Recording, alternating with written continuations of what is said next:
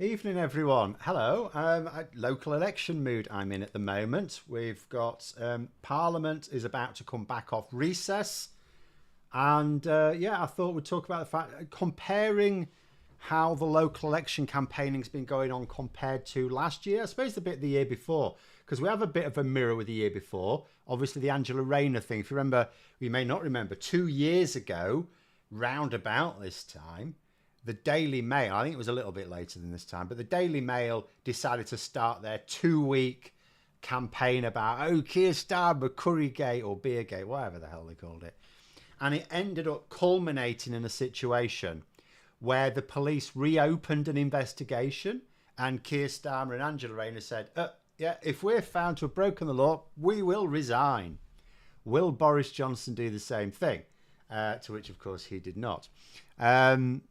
And the same thing's happening now with Angela Rayner. It seems to be all they've got. Like, I'm looking at, I remember last year with the local election campaign. Now, we know the local election campaign for the Conservatives was an utter disaster because they claimed that they thought they were going to lose 1,000 seats. And everyone thought, yeah, that's expectation management. You're really expecting to lose about 700-800, right? So you're going to say 1,000 so that... so that when you only lose 700 or 800, you could go, oh, that was way better. Oh, that was because we ran a really good campaign. We did way better than predicted, right? And in the end, they lost well over 1,000. And their net loss was like just under 1,100, but they had gained some, so they'd actually lost over 1,100. But their net loss was over 1,000. And so it was worse than expected. And yet, they still had a campaign. Do you remember Greg Hans going around with his joke note? But there was a campaign. He was out and about and stuff like that. And I'm looking at it now and I'm thinking, I don't know where the campaign is. I know there's a campaign for the Mayor of London contest with Susan Hall and the Tories spreading massive amounts of disinformation there. I know also that the Tories are focusing on the Tees Valley mayoral election as well as the West Midlands ones, because the mayoral elections are really important for them, particularly those three. But I can't see any general campaigning. And, I alluded to something. Let me just put this up.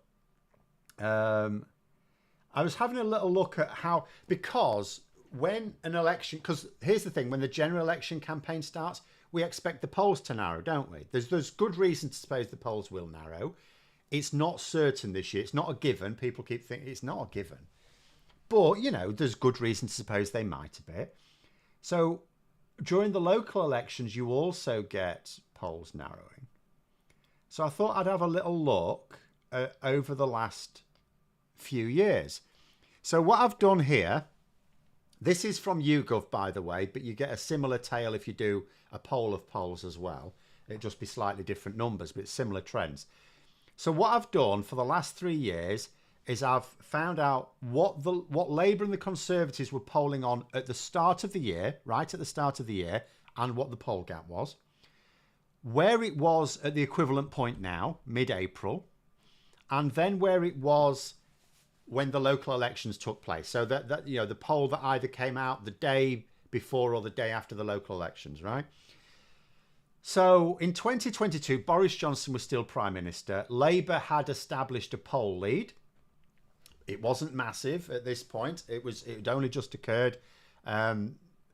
So at the start of 2022, Labour were on 37, Conservatives were on 33. Labour had a 4-point poll gap. By mid-April, it had widened a bit, not very much. Labour's had gone up a bit. The Conservatives were still polling on 33. Mid-April, that gap was 5 points. But then by the time the local elections took place, just under 3 weeks later, the gap was right down to 1 point. Now, the Conservatives still did badly in those local elections, because remember, this is national voting intention. It's not quite linked with the local campaign. It's just that when there is a local election campaign, politicians are saying things. Party leaders are saying things about policy. So then that gets reported nationally because it's also relevant, because they're not all talking about potholes. They're sometimes talking about bigger issues. So that gets reported. So the local election campaign, although it's focused on the areas where they're taking place, it feeds into the national narrative as well.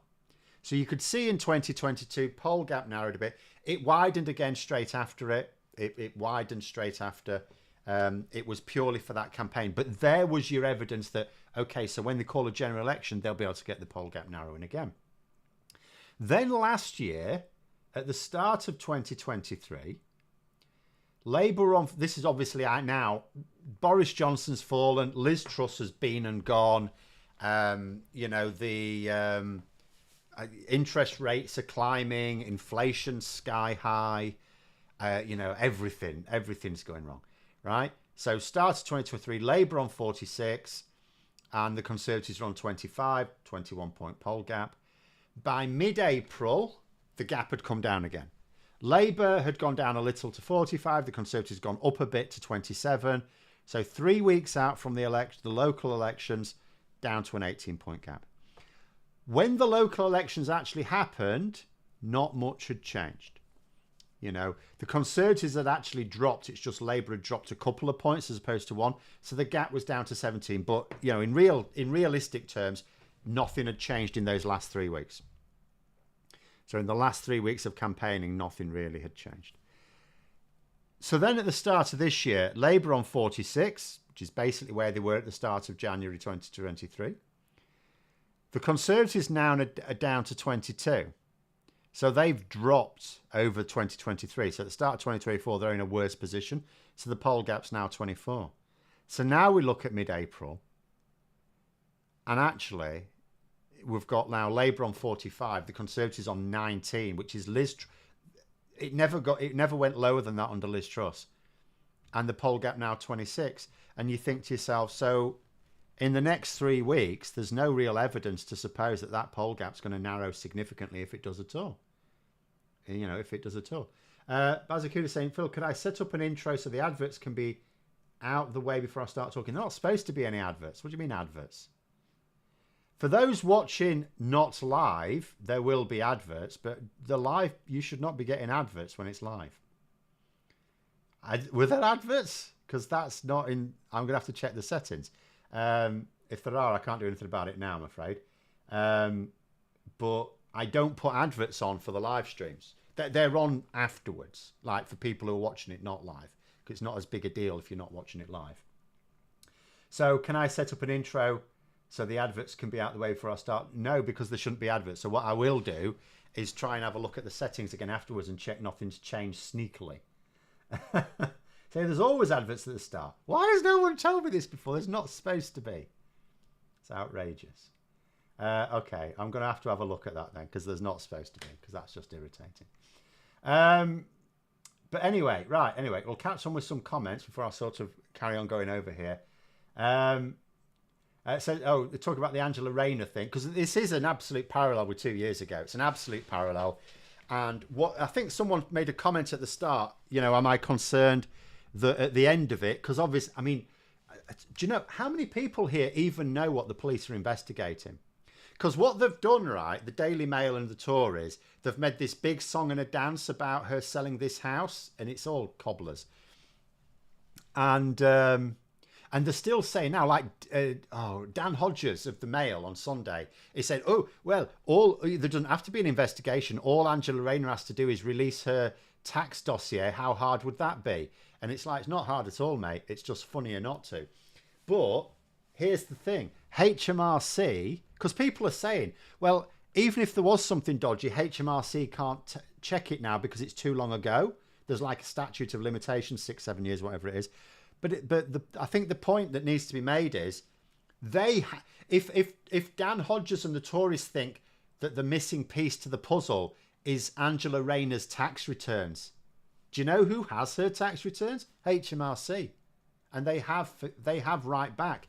If there's anything at all in Angela Rayner's tax returns that are dodgy, HMRC would have spotted it. So it's an absolute nonsense. But that's not what the police investigation's about. The police don't investigate tax avoidance or evasion. That's HMRC. So this police investigation's got nothing at all to do with that. It's a completely side issue. which again is why it's on such a loser for them, because people don't even understand what's going on. The police investigation is on, did she register with her local council at the wrong address? The answer will be no.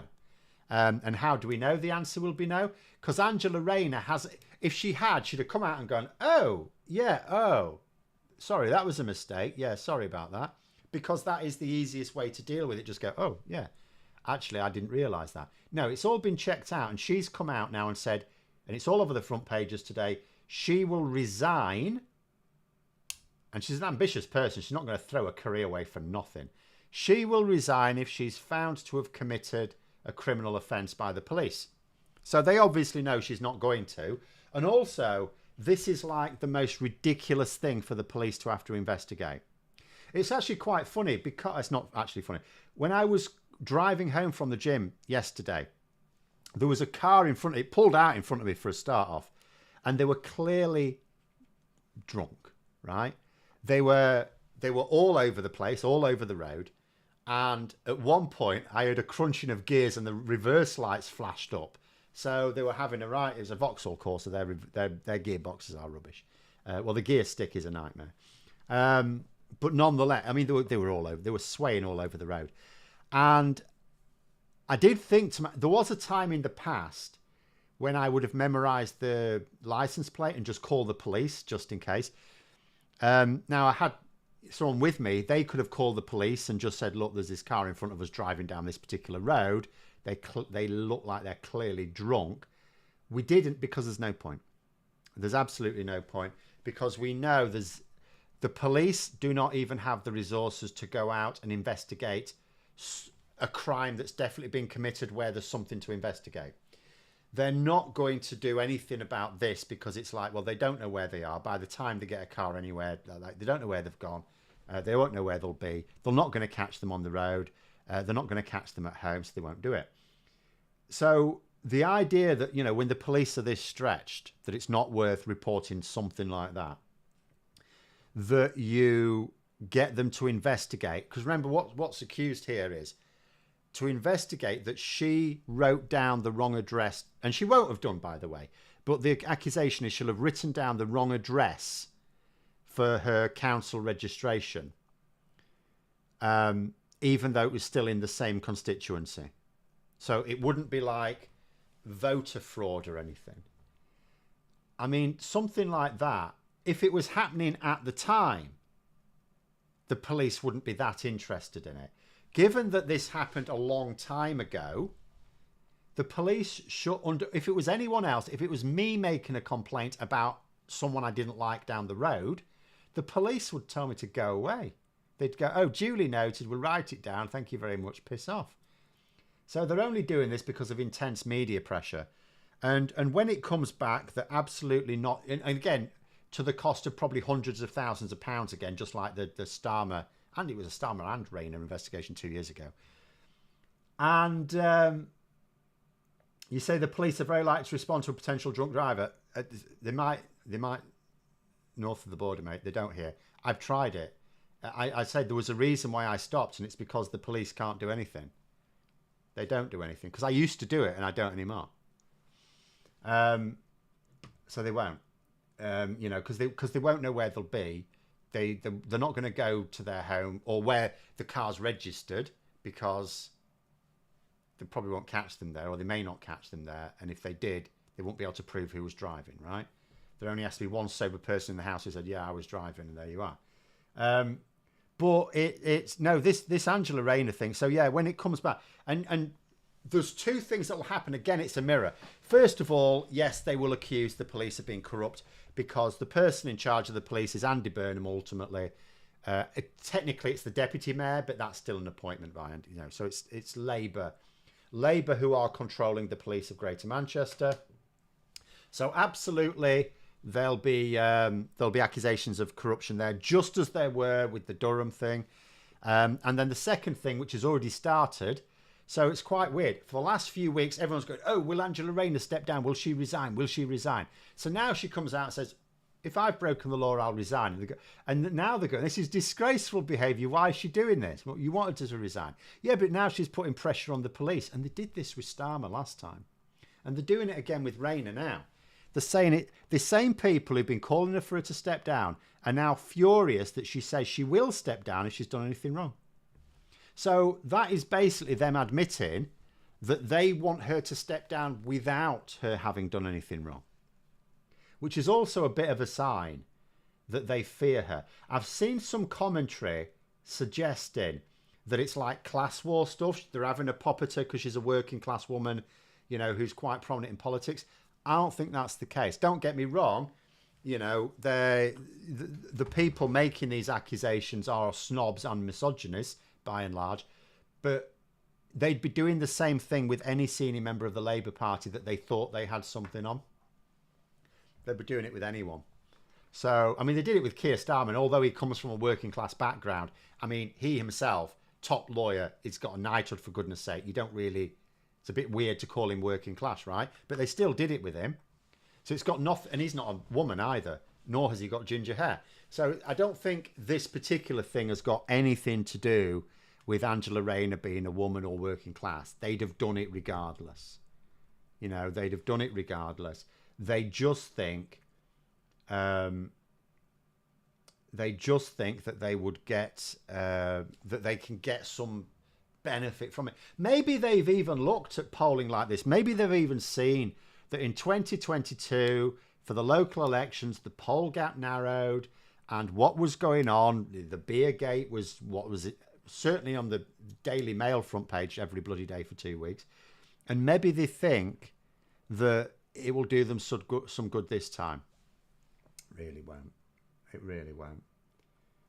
Parcel say, I just voted for my police commissioner today by post. I mean, yeah, I mean, they don't actually have one in Manchester. They did have one. They did have one, but they don't anymore. It was folded into the sort of the normal authority. So it's like the mayor that oversees it now. I'm not a fan of the police and crime commissioner position, because for me, it's all party politics and no real benefit. Obviously, where you have an elected position, it's going to be political, and therefore it's going to be party political. But, you know, what benefit do you really get? I don't see that you get any. You may as well just leave it with the council, or where you've got an elected mayor, the elected mayor, which often you do where there's an elected mayor anyway. But there we go. Starmer did hedge his bets, though, saying his team had seen her advice, but not him. Well, no, that's not hedging his bets. That's him saying it's none of my business. And also, who, you know, they're obviously going to get experts to look at it. The fact of the matter is that, you know, Starmer didn't just drag someone off the streets. He's got actual tax experts to look at it. The fact of the matter is, something like this is really minor. If you've actually done something wrong like this, no one is going to have a pop at you, as long as you go, because this is where Boris Johnson went wrong with Partygate. He did, I mean, that was serious and deliberate. That was fairly grievous. And yet, if he'd have just admitted it and shown some contrition, do you know what? Most people would have forgiven him. I know there'll be some who wouldn't have done, but he was doomed with them anyway. But if he'd have just owned up to it all, or at least owned up to what he knew would come out, what would be reported on, he'd have gotten away with it. So something minor like this, Angela Rayner would totally have got away with it. All she had to do was come out and go, oh, yeah, actually, I didn't really... And all she had to do is say, it's really complicated. I mean, how many people know that when you sell the house, you might be liable for tax? Most people don't know that. And it is a complex system, and it is difficult. And at the time, you know, she weren't even an MP at the time, so she didn't have a lot of money. So, of course, people would understand. But it becomes a political problem if Angela Rayner digs her heels in and insists she's done nothing wrong, and then it turns out she has. That is a problem, which is why Labour will have made absolutely certain that it's all above board. And they have done. Otherwise, they'd have said, right, cut our losses. You just need to say sorry, rectify it, whatever. They haven't done that. You know, and Angela Rayner will have now had experts go over this with a fine-tooth comb, because it would be damaging for Labour if because she will look evasive. It's one thing to have done something wrong inadvertently and someone points it out and you go, oh, yeah. But if you insist you haven't and you've refused to, release the information that your opponents are claiming would settle the whole thing, then it is. So no, I'm completely confident they'll not have anything on Rayner, purely and simply because if they did, Rayner would be mad to be behaving as she is. I've been hearing Labour talk about the military this week, but only bits and pieces. Do I know anything more? There's not a great deal to be said. It's mostly related to Brexit. So Labour have basically said that as soon as the economy allows, they will boost military spending, defence spending to 2.5% of GDP. Now, this is the Conservative policy. Only it's a Conservative policy that will never happen because they keep crushing GDP. Labour have actually got more chance of achieving it. I mean, in reality, it's not a huge increase. It's not like doubling it or anything. But I think the main reason for Labour talking up defence is because of their... I shall be doing a video on this tomorrow, I think. There's loads of things gone out of schedule at the moment. But it's like I've said before. In terms of Brexit, so we know Labour's red lines for the next Parliament, not joining the EU, well, they can't anyway. Not joining the single market, can't do that anyway. Not joining the customs union, disappointing, but So they're basically, their Brexit strategy is they know that voters want the arguments to stop. They want the political arguments to stop. They want the government to just focus on getting the day-to-day bread and butter stuff done. So Labour's plan is to not create lots of aggro and talk about the three things that people know about and actually to reverse Brexit in every other way possible. But some of the things they can do unilaterally, some of the things they can just change unilaterally, but ultimately the big stuff needs negotiating with the EU. Now, of the stuff that needs negotiating with the EU, some of it is straightforward or should be, like, for example, the Pan-European Mediterranean Convention. Some of it will not be so simple, and because we don't really have any leverage with the EU trade-wise, defence and security are our only ace cards in any negotiations with the EU, particularly as I'm hoping, particularly after this week, if anyone's keeping an eye on what's going on in Ukraine, I was almost going to do a video on that, but British politics kept taking over. Basically, Ukraine are getting absolutely battered by the Russian Air Force now.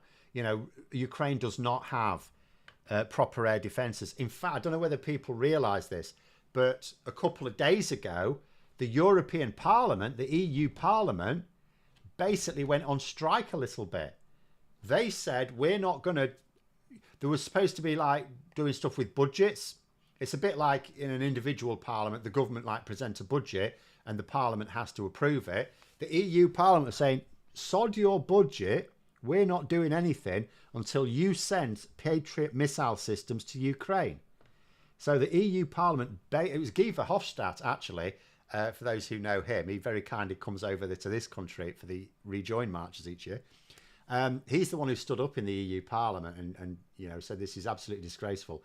And the EU Parliament voted overwhelmingly with him to say we need to sort something out. And President Macron, of course, is leading the charge in terms of European heads of government.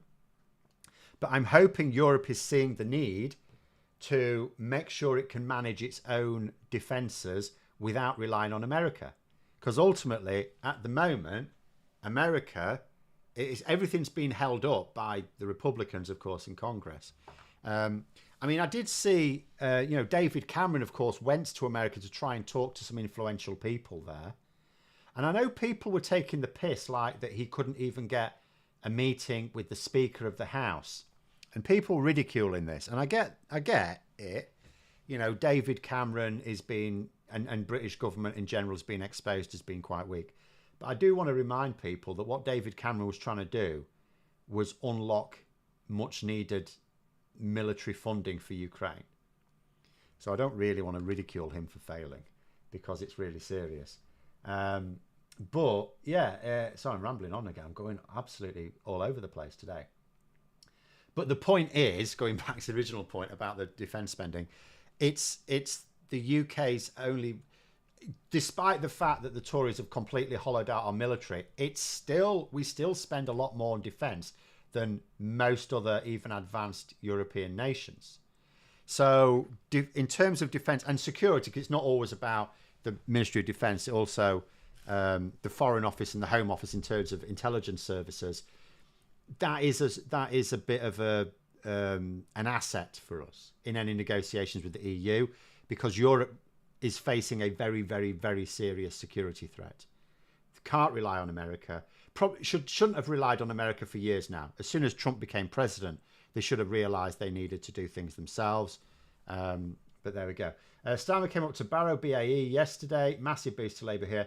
I was canvassing today. People were made up. He came. Stops our Tory MP line. Oh, good. I mean, the difference it does, I will just say from a canvassing point of view, the difference it makes when people are getting, I know Starmer can't get out and out everywhere, but what's particularly notable in the last couple of years with Labour is activists have been going out all over. And, I've been out canvassing and had people at the door tell me, oh, people don't normally come round here. And it's because normally, you've got limited resources, obviously, canvassing's an hard job. And there's only so many people can do it regularly. But so you prioritise, you try and focus on the streets where you've got your swing voters or where you think the swing voters are. But the difference it makes to people, if you go out to places where you think there's no point going there because, they're not going to vote for us, that's too Tory or too Lib Dem or whatever.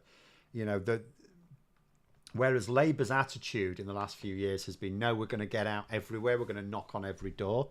And, the difference it makes, because people do actually start to feel a bit valued.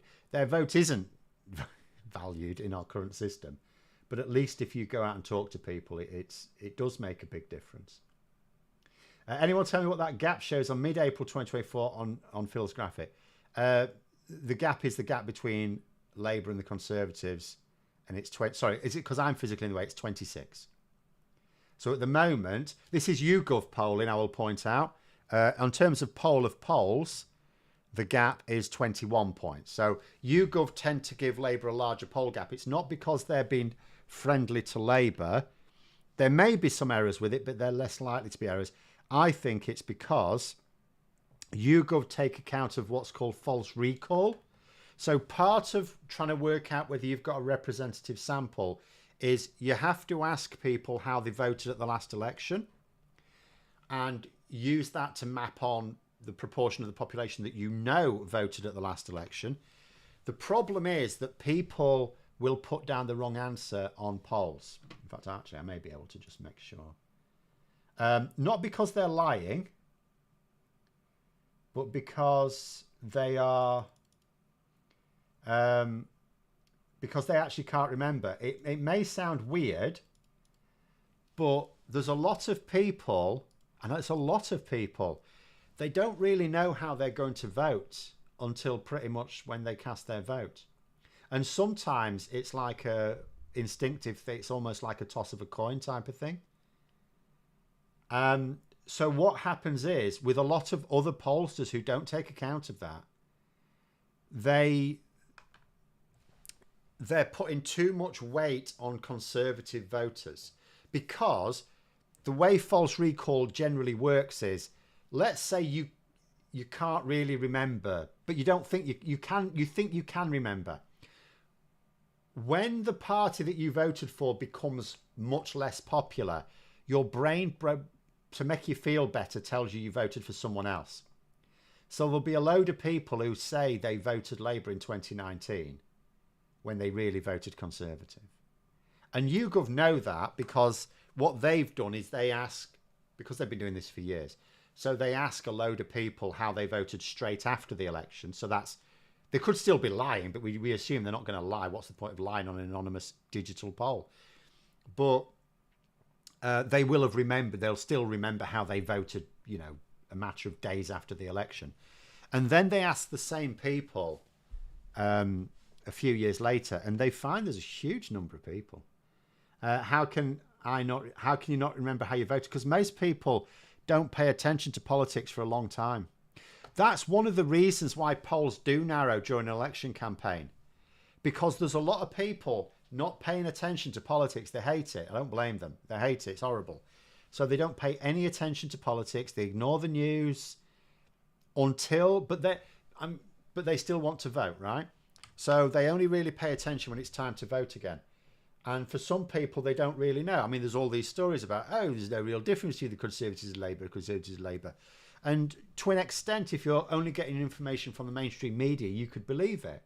Because not only is the Tory media mostly pushing this, but also there's the fact that Labour and the Conservatives are usually, their main voters are usually one and the same people. So usually the policies that they shout the loudest tend to be quite similar. So a lot of these people aren't really sure who to vote for. Do they vote for the incumbent, where it's like they don't like it, but they're getting by, it could be worse? Or do they vote for the change, which could be loads better, but maybe it would be worse? And they really don't know. And it sounds baffling to people who are interested in politics, but there's so many people that aren't. There's lots of people that aren't, and they really don't. They forget. Because everyone has false memories. Your brain lies to you all the time. There's things you will remember from when you were a kid. They're lies. Your brain's lied to you. And it's because your memory's not really very good. But rather than let you be confused, psychologists will explain this better, but rather than let you, your brain just it just makes something up. Your brain is basically like a teenager, just making something up to get him out of a hole. You're demanding something of your brain. Tell me about this memory I have. And it goes, I've lost the memory. Let's not tell them. And it just makes something up just to make you feel good. But anyway, never mind. So pointing out saying, there's a bit of an argument about Labour's position on Gaza here. Again, I'm going to say about not supporting Labour's position on Gaza. I'd really like people to say, what do you think Labour's position on Gaza is or was? Because I can almost guarantee it absolutely wasn't. What most people know about Labour's position on Gaza is not the statements that Keir Starmer and David Lammy have made. It's what they were told in the mainstream media or the tanky media.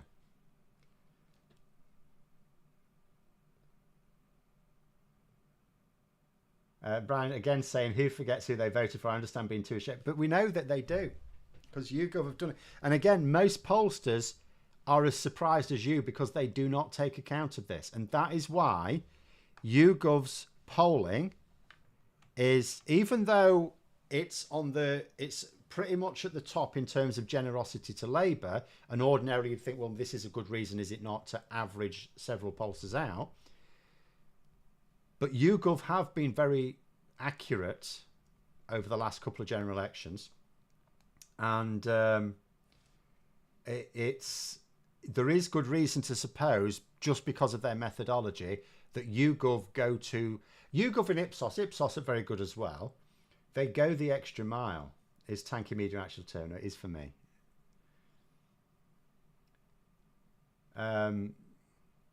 I can't remember what I did yesterday, let alone as a child. Well, that could be a different thing. Sometimes you are aware that you've forgotten a thing. But there are times when your brain just lies to you, it flatters you. Your brain is basically a Tory at times. So you do have to be a little bit careful. There are certain memories that are just absolutely not true. And something like, I suppose, a really important event, you're more likely to remember accurately. But, something like how you voted. If you were just like, not really sure. And that is why it's also important. The narrative is really important.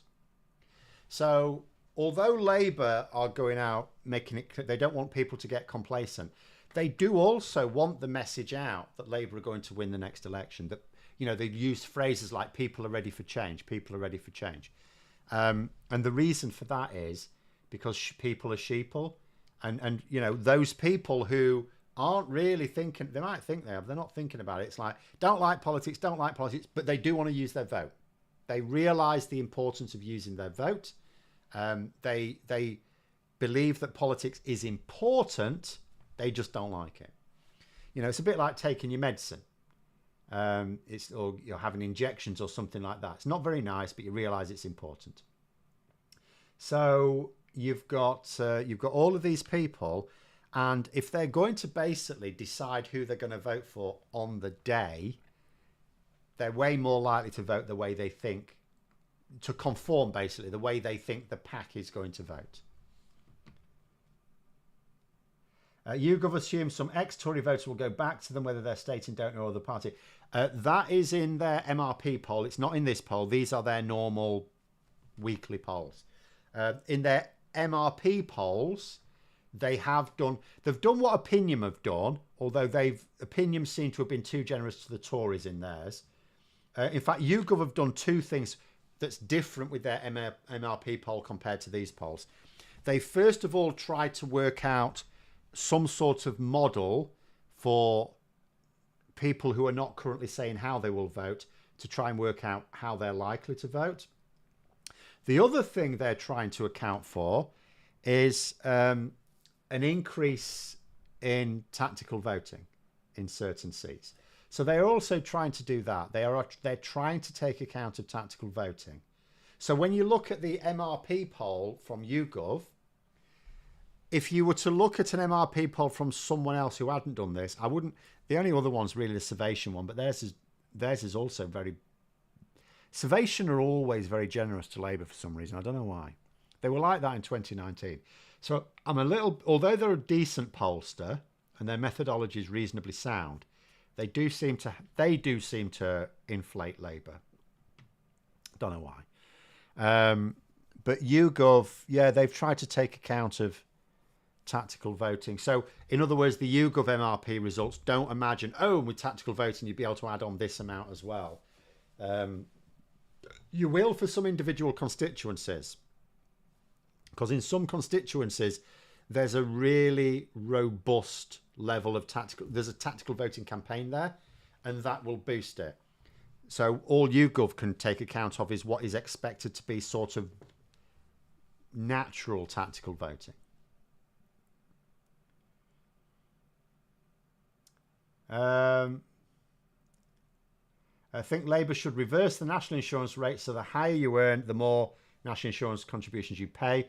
National insurance, very regressive. Mainstream media don't mention this. The mainstream media doesn't seem to mention anything useful about taxation, in all honesty.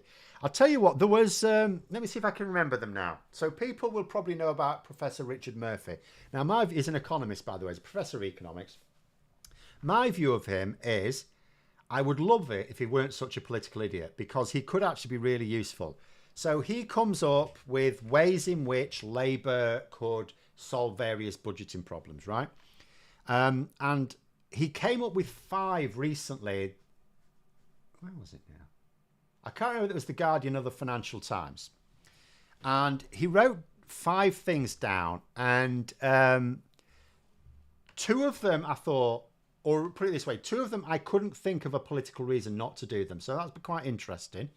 One of them was a Labour policy anyway. And 2 of them were like, yeah, you can't do this. God, I wish I could remember now. But one thing I would...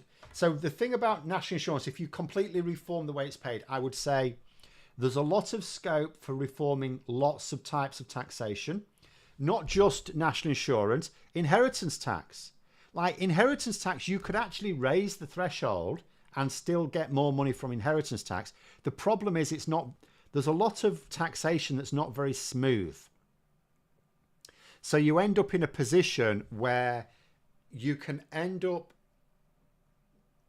making more money or something and losing money, because not just like you're paying a higher rate of tax, but actually paying, you're losing more. You get less take home, so to speak. There's some really weird tax things, and it is complicated. It needs someone.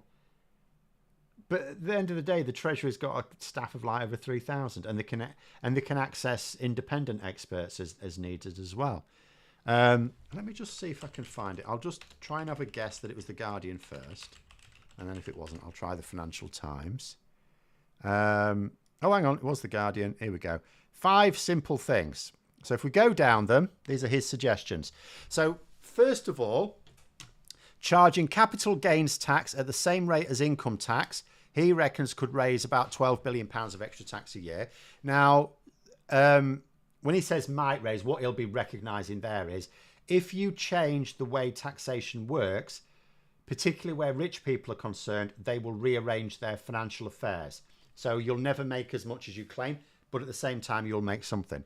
I like that idea because, first of all, I don't think it's right that capital gains, because very rich people can basically decide almost to rearrange things so they're paying capital gains instead of income tax. I don't like that. And also, I don't see how it would put voters off because most voters know they don't pay capital gains tax. So like the inheritance tax, I get that you can't, you have to be careful there because although only 4% of people are going to pay inheritance tax, there's about a third of the population think they will. There's this massive disparity. It's the same with wealth tax. And I would be in favour of wealth tax, but I understand why Labour can't say that. And it's because people are thinking, oh, but it's only the wealthy that will pay. It wouldn't be ordinary people. Ordinary people don't think that. They think they will pay it. So you have to make things really clear. Whereas capital gains already exists. So Labour can basically say, do you pay capital gains tax now? No, then you're not going to with this. Because they won't be changing who pays it. They'll just be changing the rate that gets paid. So I do like that idea. The second one, which I also like, is charging VAT on financial services. I didn't even know it didn't get charged on financial services. I didn't even know that. I know it gets charged on legal services because I had to engage a barrister actually, but not for a criminal case. It was as a solicitor a year or two ago, and I was charged VAT on his bills. So I know that legal services have VAT. Can I put that Guardian thing in the chat? Yeah, sure. I'll try and remember to put it down in the thing below for people watching, not live as well. But yeah, so financial services, I mean, again, very few people are going to be wealthy enough to need services, financial services, say. So although again, I'm going to just say as a blanket thing, if it's something that makes voters think it's a stealth tax on them, you don't do it because you will lose you'll lose a load of votes. But this one, I think you could get away with it because people are more likely to use legal services than financial services, aren't they? So like on ordinary incomes, because there's lots of things you need lawyers for, like, buying a house and things like that. Not so much financial, not many people have money that needs a financial consultant or something. So I'd totally be in favour of that. He says that could raise 8.7 billion, which again, presumably means an upper limit on it. But again, it's several billion. And he says the charges would mainly apply to the fees of banks, financial advisors, pension consultants. I suppose the pension consultants. Maybe you have a little exception for pension consultancy. Because I am now just thinking about elderly voters. You don't want to piss them off. And mortgage advisors, most of whose charges do not carry VAT at present. So I would certainly say you could at least half implement that. Then he says charging an investment income surcharge of 15% on income from interest, dividends, rents, capital gains and other sources might raise 18 billion of extra tax a year. Lower rates could, of course, be charged and annual tax-free allowances given. That, I think, is possible. Again, I don't know enough. It's one of those things. You'd need to know how many people it would affect and are they target voters? Because something like that could affect some target voters, at which point you go, no. But that being said, you could still partially implement it. You know, something like this, you just make sure that you're only going to apply it to people who are not your key voters, and then you're golden. The next one, now, here's one in theory I agree with, but is politically a non-starter. Charging national insurance at the same rate on all earned income, whatever its amount above the statutory minimum, might raise up to 10 billion of extra tax a year. Now, here's the thing. I know that so when I'm trying to work out how much tax I'm going to have to pay, I use Listen to Taxman, which is a free online tool. But it always works out my tax and national insurance as if I'm employed, but I'm not. So whatever it works out is what I'm going to have to pay HMRC. I always end up paying less, and that is because my national insurance contributions are less. But here's the thing. I remember when David Cameron, as Prime Minister, it was a long time ago now, he tried, or David Cameron and George Osborne is what I specifically mean, I suppose. They tried to bring national insurance in line with everyone. And there was a huge backlash from small business owners, self-employed people. Now, there's a lot of self-employed people in the country, and I mean a lot. Small businesses are the biggest employers. Most people derive their income from small businesses, which means a disproportionate number of them are the owners of those small businesses.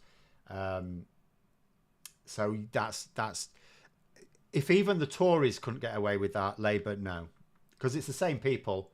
You know, we're not talking. This isn't something that will just hit the super wealthy. This hits ordinary self-employed people. Labour can't do that. And then the fifth one, he says, invest in £1 billion in HMRC so that it might collect all tax owing by the UK's 5 million or so companies. When 30% of that sum goes unpaid at present, might raise 12 billion a year. So that is already a Labour policy, although they've said £500 million rather than £1 billion. But the principle of the matter is you increase the budget for HMRC, they will be able to go after more people and get them to pay the tax they owe. And it is known that, in fact, I think the stat may even be here, but I'm not sure.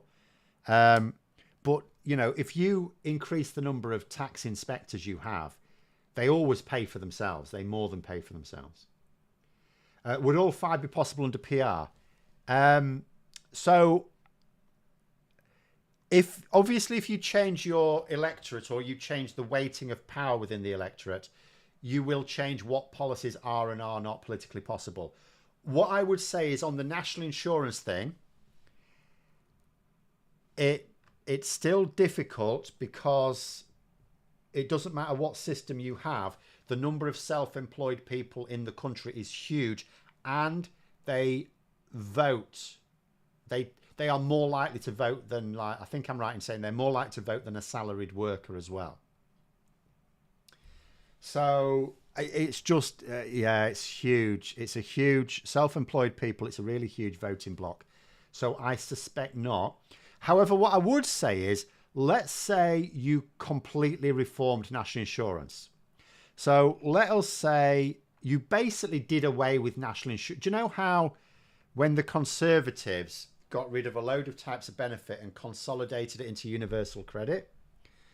And they did, by doing so, obviously screwed everyone over. Labour could do the same thing with national insurance. They could basically get rid of it, maybe get, you know, and they could create a new system to replace it. And there you'd be starting from scratch. That would probably be your best bet. Anyway, unpopular opinion, abolish national insurance, move it to income tax, capital gains, etc. Other countries do this to make so everyone makes contributions. Right, so here is where you have a problem with that, Alex. In fact, I'll tell you 2 problems with that. And again, why politically it's a non-starter. First of all, you would be increasing everyone's income tax. Now, it doesn't matter that you can say to people, no, it's just we're combining 2 into 1. People would see their income tax going up. Even if they didn't see their take-home pay going up. In fact, their take-home pay may actually increase. Their total tax rate for some people may go down. But you would be telling people you're going to put up income tax, right? The second problem with it is if you just move it to income tax, there are people who pay income tax who do not pay national insurance. And so what you will basically do is you will pull more pensioners into income tax. So, yeah, no. There are some policies that are good policies. But if people don't believe they are good policies, or if they feel they will be, because whenever you change anything, there's winners and losers, right? Winners and losers. And if people perceive themselves to be the losers, they won't vote for it. And this is the problem. And you may be able to say, you can arrange it however you like and make sure it's only the very wealthiest that will be the losers. You can totally do that. The media will not be presenting that message. The Tories will not be presenting that message. And if the people think that they are going to end up being losers, and I'll keep quoting you, 4% of people pay inheritance tax. About 30 something, I think it's about 30, I can't remember the last time I looked at the poll. It was a recent poll, it was last year. It's 30 something percent think they will pay it. Maybe about 31, 32% think they will pay it. Huge disparity. There's a massive number of people who, when you tell them a tax policy, do not know how it affects them. So they are susceptible to being told it will affect them by a corrupt media. So there we go.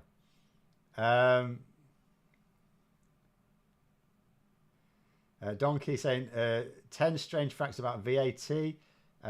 Orange squash, petrol, ice cream and poodle food are rated as luxuries, while caviar, lap dancers and Labrador food are not. There are some weird things with VAT, it has to say. I mean, the one I noticed, so my dad had his own business. So we used to go to this place called Macro, which was a wholesaler, sometimes for food and stuff, even though he wasn't a grocer. But we went there anyway because you get it cheaper. But the prices never included VAT because it was really for like grocers, corner shop owners and stuff like that to buy from. And so you could tell what had VAT and what didn't have VAT because it would say no VAT on it. Because what would happen is you'd buy your stuff and then they'd add VAT on at the till. Just like if you're in America, they add sales tax afterwards then. But the label would have no VAT on it if you weren't going to pay any VAT on it. And it was always really weird that cake has no VAT on it. It's considered a staple food, but biscuits do. It's like, it's really weird. So cake, no VAT, because it's considered part of a staple diet, or it was at the time VAT was worked out. Biscuits, oh no, you're having VAT on biscuits, which created a bit of a rout. Like Marks and Spencer's won a court case. Was it Marks and Spencer a few years ago about tea cakes? Because, you know, the tax man had been classifying them as biscuits. They go, no, cake, and they couldn't just. I admittedly, you can't just say it's got cake in the title because you just call everything a cake, wouldn't you? So there's this court case, and the court eventually concluded, yeah, these are cakes, not biscuits. So then, you know, they had their VAT refunded. But there we go. Factor I think is weirdly left out a lot in poll analyses is the mistrust of big promises amongst many average voters. Do I think part of Labour's strategy is based on this too? I know it is. They've said as much. So, yeah, I know people will talk about, oh, they need the grand vision. They need the grand vision. I mean, it's like, I mean, they're 26 points ahead in the polls. Like, or I still can't believe it. Like, okay, I was talking about The Guardian just now. If I were to go, I bet you anything, if I go into UK politics on The Guardian, there'll be a load of opinion, because they're always opinion pieces. A load of opinion pieces saying Keir Starmer's getting it wrong. One, let's have a look. Two. All right, there's only two. But still, here now, when Labour have got a 26-point lead over the Conservatives and have had a massive lead over them for like a year and a half, more than a year and a half now. And you've still got people writing in The Guardian, being paid presumably, to say where Starmer's going wrong. Oh, Labour, they're throwing it all away. So, yeah, no, they don't need the grand vision, as is evident in the polls. That is not to say that a grand vision wouldn't be helpful. Is it helpful or not? No, as you say. The problem is people have had the grand vision. They've had 14 years of grand vision. Brexit was a huge grand vision. Levelling up, a huge grand vision. It's all turned to ashes. Things have gotten worse. People have been taught, they've been sold this massive vision by the likes of Boris Johnson. It's all come to naught. So the idea of Labour coming out and promising to make everything brilliant is strategically, like, you do it if you have to in politics. You don't do it if you don't have to. And the reason is, if you present a grand vision, do you know what? You will never realise it. You'll never realise it, because a vision is just that. It's something in people's minds. And everyone, all the people voting for you, their vision of your vision is all slightly different, right? They all think they're going to get different things from this vision. So when you actually implement it and they can see it for real, it's going to disappoint a hell of a lot of people. Whereas Labour have said, they've actually said, we want to under-promise and over-deliver. So they want, when they implement things, they want it to be better than people expected, because that makes them more likely to win the next election. If people are expecting, like at the moment, it's absolutely brilliant that people are expecting Labour to be basically like not crap Tories. That suits them down to the ground. Because if Labour can have a 26-point lead on basically selling themselves as competent and not much more, competent, will run the NHS better, will run housing policy better, will run schools better, will run energy better, water better, transport better, foreign relationships better. That's all they're doing. They're just saying, we're just going to be competent, consistent, better. And if people are only expecting that and they get way better, then they'll be, much more. Also, they will be much more ready to believe Starmer if he offers something grander in the second thing. Because I am holding out hope that there will be a grand vision, just not now.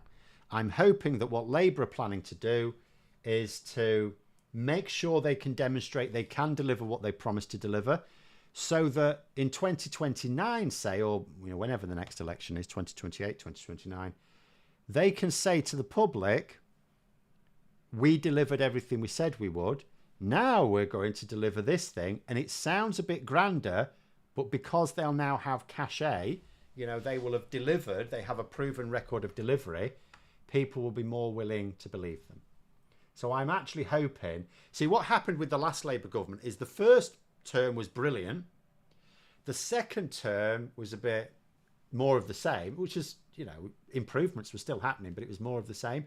And the third term was, again, more of the same until the banking crisis, and then So it was like they did really well off the blocks, and then they were playing a defensive game. Whereas I would love it if Labour were one of one of those rare films where the sequel is better than the first one. That is what I'm hoping for. Now, the problem is you can't keep better. Please mention we own it. Yeah, sure, we own it. I did do a video about that earlier. If people want to check out on the channel, if you click on the name of the channel of Different Buyers and go to videos, you can see from a couple of days ago, I did do an interview with the lead campaigner from We Own It about some of the issues with the NHS that we basically want Labour MPs to be mindful of. Because I've got zero doubt all Labour MPs, including Wes Street, he's not my favourite, but nonetheless, I have absolutely zero doubt he wants to turn the NHS around. 100%. Of course he does. All Labour MPs do. But wanting to do your best isn't the same as doing your best.